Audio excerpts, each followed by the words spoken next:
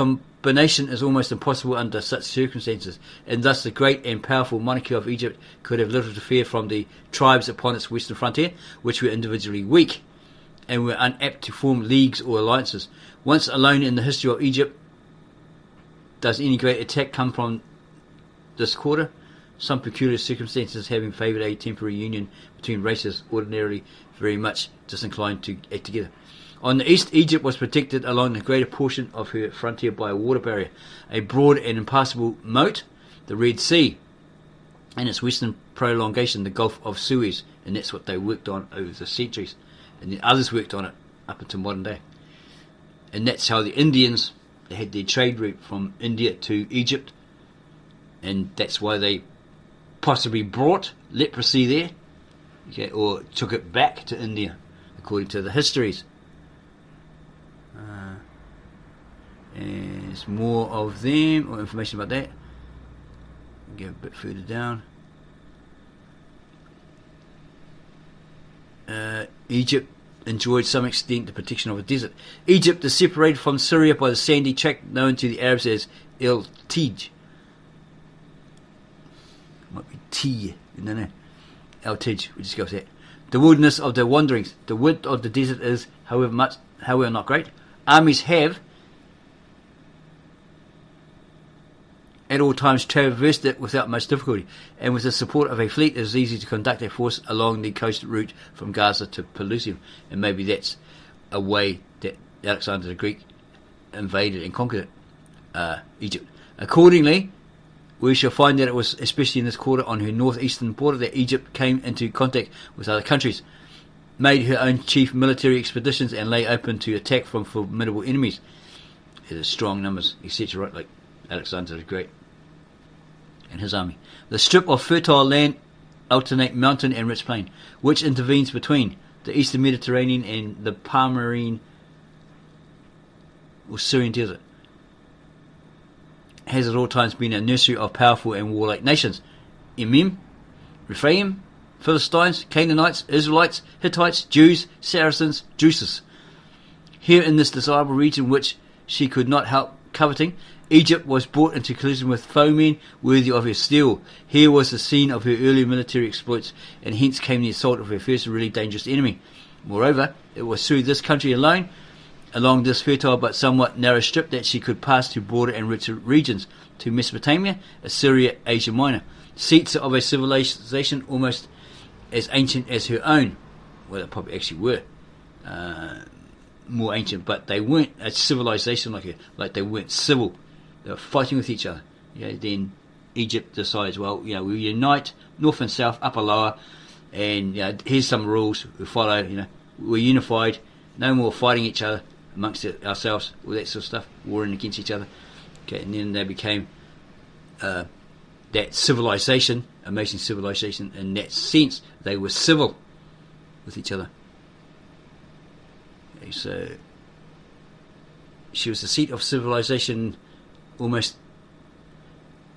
These other ones, a seat of civilization almost as ancient as her own.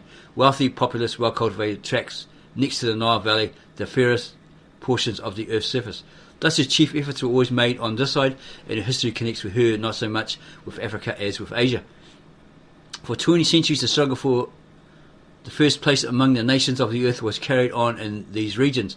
Egypt's rivals and enemies were Syria, Assyria, Babylonia, Persia. Her armies and those of her adversaries were perpetually traversing the Syrian and Palestinian plains and valleys. The country between the river of Egypt and the Euphrates at Carchemish was the battleground of the great powers, or these kingdoms, right? And the tract is consequently one with which Egyptian history is vitally connected. Its main features are simple and easily intelligible. A spur from Taurus detached itself in east longitude, whatever that is, and it continues on with that.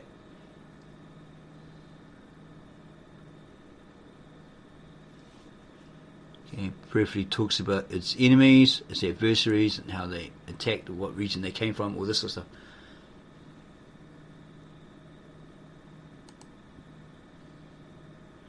Directly from west to east through the Syrian desert, there is no route that an army can traverse. Caravans may pass from Damascus by Palmyra to Circasium, and possibly may cross the desert by other lines in other directions, but such routes must be left out of sight when the tract is viewed strategically. The line of communication between Africa and Asia, between Egypt and the Mesopotamian plain, so far as armies are concerned, lies north and south by Palestine and Coelesyria to the latitude of Antioch and Aleppo. Politically, Syria, though scarcely suitable for the seat of a great power, is a country that may well hold a highly secondary rank. Well watered and well wooded, possessing numerous broad valleys and rich plains, she can nurture a population of many millions, and in her mountain fastnesses can breed races of a high physical development and excellent moral qualities. The classical idea of Syrian weakness and sensuality belongs to comparatively late times, so it's latter times, right? It's not those times when they're in league with the Egyptians.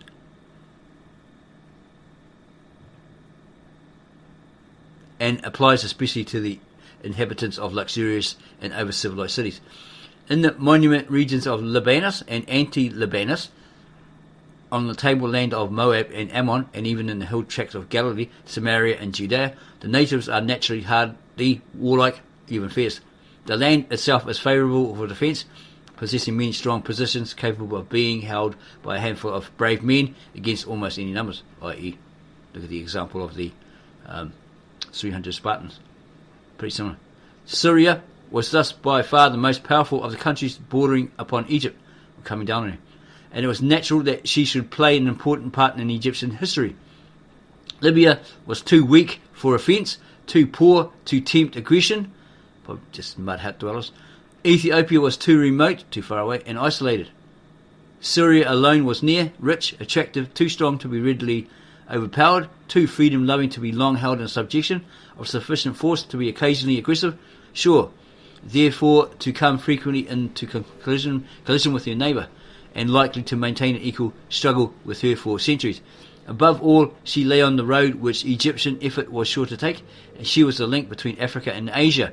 She at once separated and united the countries which were the earliest seats of empire. So again, she was the connection, the means by which the Hindu India did trade. Others, the Phoenicians, etc., did trade. I.e., those Asian countries, the Far East, right? She at once separated and united the countries which were the earliest seats of empire. If Egypt were ambitious, if she strove to measure her strength against that of other first-rate powers, she could only reach them through Syria. If they retaliated, it was on the side of Syria that she must expect their expectations. We shall find in the sequel that from the time of the 12th sequel, maybe it's volume 2 of this. We shall find in the sequel that from the time of the 12th to that of the 26th dynasty, connection between Egypt and Syria, generally hostile, was almost perpetual, and that consequently to all who understand Egyptian history, a knowledge of Syria, both geographically and politically, is indispensable. So that's important. You've got to have that, do that research, study, and come to realise that connection between the two in that period, from the histories, etc. Climate of Egypt, Chapter 2, Climate and Productions. Climate of Egypt, of the Nile Valley, of the Eastern Highland, Vegetable Productions, indigenous trees and plants, anciently cultivated, indigenous wild animals, domesticated animals, birds, fish, reptiles and insects, mineral products. And there's something in Latin, provincia, so that would be province, granorum, legunium, generate fetus. Probably something like it's a province that was rich in grain, granaries, legumes, beans, all those sort of chickpeas, all that sort of stuff, from a great generated fertile soil, something like that. And that's Leo Africa 8 verse 1. In considering the climate of Egypt, we must begin by making a distinction between Egypt proper, or the valley of the Nile, including the delta, and that the desert That desert and, comparatively speaking, mountainous tract which intervenes between the Nile Valley and the Red Sea, and which we have reckoned to Egypt in the preceding chapter. Well, that's the author, right? The difference between the climates of the two regions is considerable, and no description which should extend to both could be at once minute and accurate. So it's not a small thing, right? No description which should extend to both could be at once minute and accurate. Yeah, because we went there, right? The leading characteristics of the climate of the Nile Valley are combined warmth and dryness. In southern Egypt, which lies but a very little outside of the Tropic of Cancer, the heat during the summertime is excessive. Damn, you would have almost, you would have tan and more, being scarcely surpassed even by that of central Bengal, which lies under the same parallel. So it was frickin' hot. The range of the thermometer throughout this portion of the year is from 100 degrees to 112 degrees in the shade during the daytime. Oh my gosh. It's like the people who went to see Elvis, did a tour at Graceland. It's so freaking hot. It's about that they just faint, right? So the old medics have to come in and revive them, take care of them, all that sort of stuff. So that's 100 to 112 degrees Fahrenheit in the daytime. At night, of course, the heat is less, but still it is very great. In northern Egypt, several causes combine to keep the summer temperature at a lower level. The difference in latitude, which is 7 degrees, by substituting oblique for vertical rays, causes a certain diminution in the solar power. The speed of the inundation of the lowlands happening at this time produces a general absorption instead of a reflection of the sun's rays, and he carries on about that. Egypt has been said to have but 2 seasons, spring and summer. Wow, me. Snow and frost are wholly unknown. So maybe you won't have a wintry season. Might be colder or something, but the temperature rarely falls below 40 degrees of Fahrenheit. Oh my gosh. The dryness of the Nile Valley is very remarkable. In ancient times it was even believed that rain scarcely ever fell in any part of it. Yeah, there you go. So no wet winters, like England, etc. Miller calls Egypt a land devoid of showers. Okay, that means rain showers, not like bathrooms with showers. And Herodotus regards even a slight drizzle in the Thebaid as a prodigy. These views are exaggerated, but rest upon a basis of truth. There must be some rain there sometimes, right? There is less rain in Egypt than in almost any other known country. In the upper portion of the valley, showers ordinarily occur only on about 5 or 6 days in the year. Again, that's rain showers, not bathroom showers. So, yeah, don't think that the Egyptians were very smelly and unhygienic. While heavy rain is a rare phenomenon, not witnessed more than once in every 15 or 20 years. A continuance of heavy rain for 2 or 3 days is almost unheard of and would cause the fall of many buildings, no provision being made against it. You could have probably made it with the clay or dirt or something like that, right? The mud of the River Nile or something. So when the heavy rain came, oh, houses are melting, houses crumbling. Yeah. In Lower Egypt, the case is somewhat different. At Alexandria and other places upon the coast, rain is as common in winter as it is in the south of Europe, and so forth. In the desert tract between the Nile Valley and the Red Sea, the air is considerably drier than in the valley itself, and the alternations of heat and cold are greater.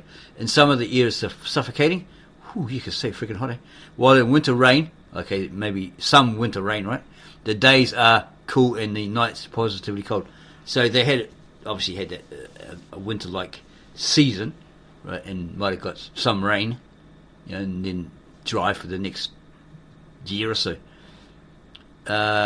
Heavy rain and violent thunder storms are frequent at this season. The torrent beds become full of water and pour their contents into the Nile on the one hand and the Red Sea on the other.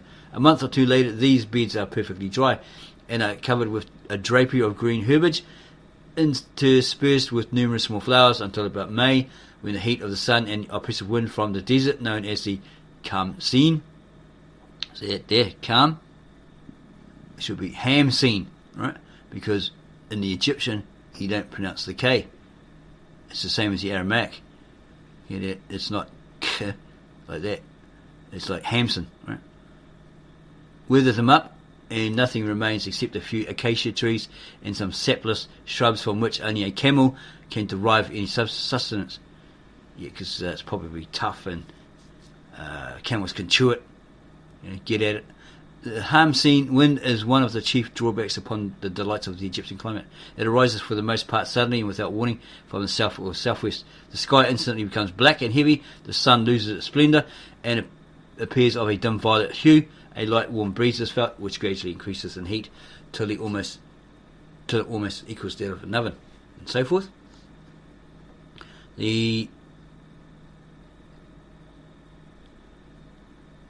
Fortunately, however, prolonged storms of the kind are rare. The duration very seldom exceeds a day, and thus, upon the whole, the Hamseen winds must be regarded rather as an annoyance and discomfort than as an actual peril to life, or a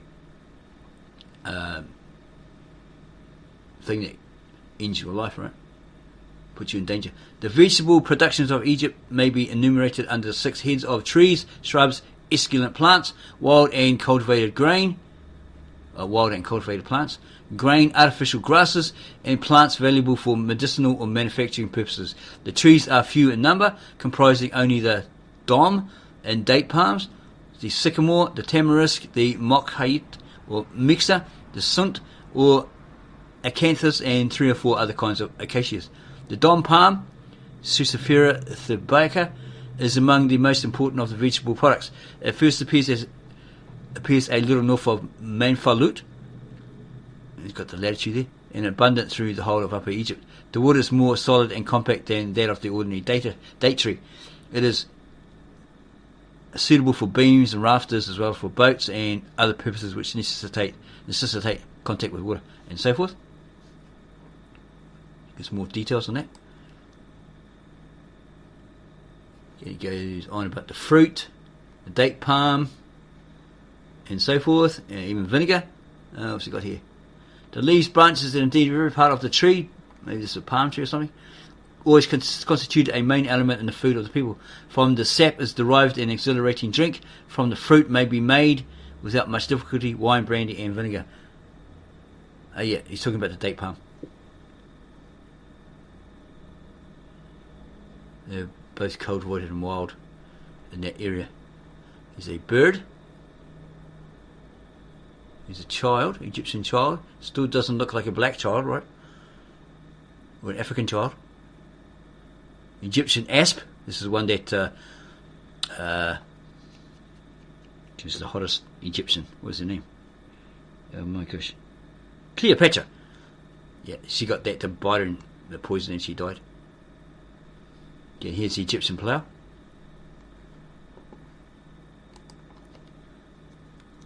Here's their language, the hieroglyphics, an equivalent in English.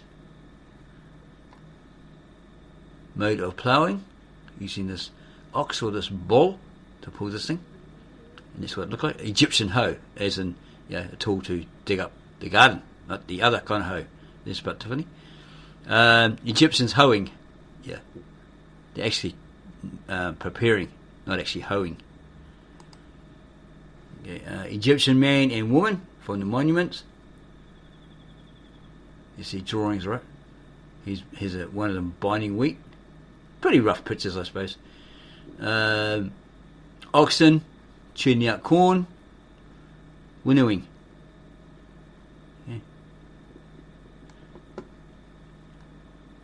And goes on about furniture and different plants. There's another one,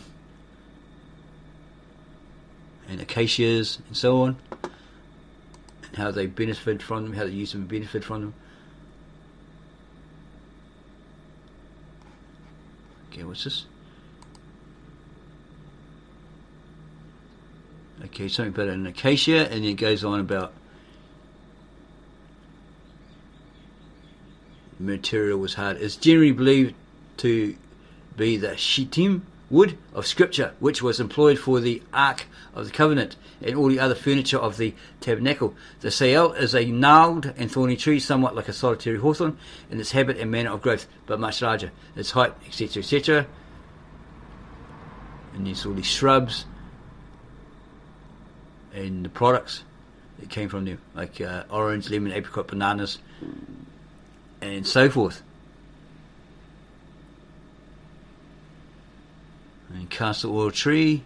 So they used all these plants, all these shrubs, etc., for really good reasons, right? They didn't waste anything. The biblis, or papyrus, anciently so common in Egypt, is not now found within the limits of the country. It is a tall, smooth flag or reed with a large triangular stalk, inside of which is contained the pith from which the Egyptians made their paper, to obviously write upon, right? The paper was manufactured by cutting the pith into strips, arranging them horizontally, and then placing across them another layer of strips, uniting the two layers by a paste and subjecting the whole to a heavy pressure. The upper and middle portions of the reed were employed for this purpose. The lower portion, together with the root, was esteemed a delicacy, so they ate it, and was eaten after it had been baked in a closed vessel. The papyrus needs a moist soil and was carefully cultivated in the shallow lakes and marshes, more especially those of the Sebennytic Nome in the central part of the delta. There was a second coarser kind, probably the Cyperus diverse of botanists, which was employed in the construction of boats, of sails, of mats, baskets, sandals, and the like. The Nymphaeotis, which is page 72, whitewater lily, and so forth. So yeah, it's quite abundant there, plentiful there, right? No wonder these Easterners, etc., came down to Egypt when they had a great famine in that region, geographical location, because they heard that the Egyptians had plenty. It was a very fertile region, and these Egyptians were kind, according to Dr. John Henry Clark. Was it Ben Johan? Yeah. And his visit to Luxor or Saqqara, and he's explaining it to this European guy, with the hieroglyphics, etc., on the different tall pillars and all that sort of stuff, and that's what he stated. And he's heaps more on these plants, etc. Artificial grasses or plants cultivated as fodder or food for cattle. In ancient Egypt, those four: clover, vetches, lupins, and a plant called gilban by the Arabs, and known to Pliny, either younger or the older, Greek philosopher, as a Lathyrus sativus. So it's probably related to the ganja plant, Venus sativa, or the tomato, or even DD nightshade plant. The clover is thought to have been either the trifolium, etc., etc. It's quite extensive, so you're going to jump this, look at something different. Medicinal plants, wild animals. Okay, and there's their details on there. Looks like building materials. Look at that. These guys probably built the first hothouse, right? Look at that. Brilliant. That's how they hung their vines. They grew their vines. Vines trained on posts. So that's where all your hothouses, all your vines, this sort of structures where probably come from. They probably originate from. The essential vase and how's that word? Amphori, by the looks of it. Rescuing cattle from the inundation. They might get stuck in the river or something like that, right? They're jammed up in there. Something like that, right? They go out there and they rescue it because it's very important to them, right? Medicine administered to cattle when they look like they're a bit down, depressed, because animals do get down and depressed or a bit sick. They gave them this medicine, right? And there's plenty more here. The Egyptian hare, it's like a rabbit, right? Smaller than that of Europe, and it's longer ears. Plenty, alright. Gazelles from the monuments. Egyptian horses from the monuments. All this information here. Dogs and birds. Egyptian humped ox. That's what they look like.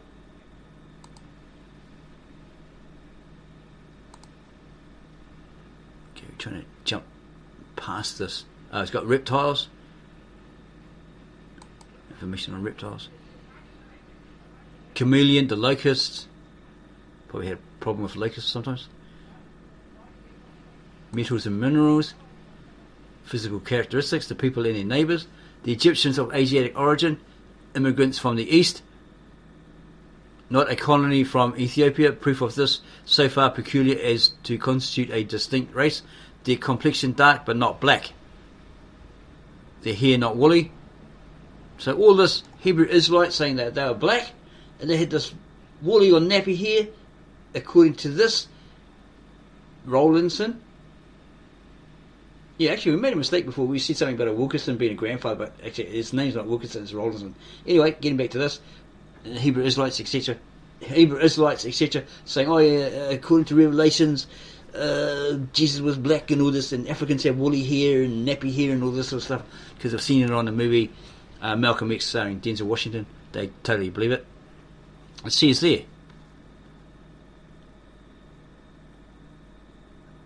in what's contained within this chapter, their complexion was dark but not black. African black, right? Their hair not woolly. Description of the features of their form, their subdivisions, original and later, their intellectual characteristics, etc., etc. And there's something in German there. It is generally allowed by modern ethnologists that the ancient Egyptians, although located in Africa, were not an African people. So where did they come from? We have done a video on Sumerians, the Egyptians and the Hindu-Indian connection. And this could verify that they were originally Indians that migrated there before these Egyptians, these Nubians, or whoever took over. See? Prior. Okay? You could verify that, could prove that. Because we looked at the wall reliefs years ago, or a year ago or something, and we thought, hang on, there's like a boss whipping the crap out of this big Shaka Amos, what's that guy's name off Friday? That one used to come and steal their gold chains and stuff. He's now dead. That big guy, tiny list, alright. Big like that, and this guy's beating the crap out of him. He's on the ground, right? According to this war release. And this guy was a skinny, no meat on his bones, you know. And we were walking around the street one day and went, hey, we've seen these people, because we walked past these certain people, right? And it clicked. They look exactly, they're the people from those war reliefs. Skinny, stick legs, no meat on them at all. And even their faces look very similar, right? And it's just basically confirmed it here, according to Rawlinson. Proof of this, okay, the Egyptians of Asiatic origin, immigrants from the east, not a colony from Ethiopia, or Cushites, with a K. Proof of this, so far peculiar as to constitute a distinct race. Their complexion dark but not black. Their hair not woolly. And so forth. So let's have a look at that. It is generally allowed by modern ethnologists that the ancient Egyptians, although located in Africa, were not an African people. Either his research is totally true, or he's a total liar. You have to verify that. You have to prove it. Establish the facts, bring evidence that proves itself evidence, and so forth. And make sure those people who have those sources are infallible, irrefutable. So you can't debunk it. Well, you can debunk it. You can debunk anything, right? But, you know, because it's proved itself as established facts or evidence, you can't really refute it. You can't refute it.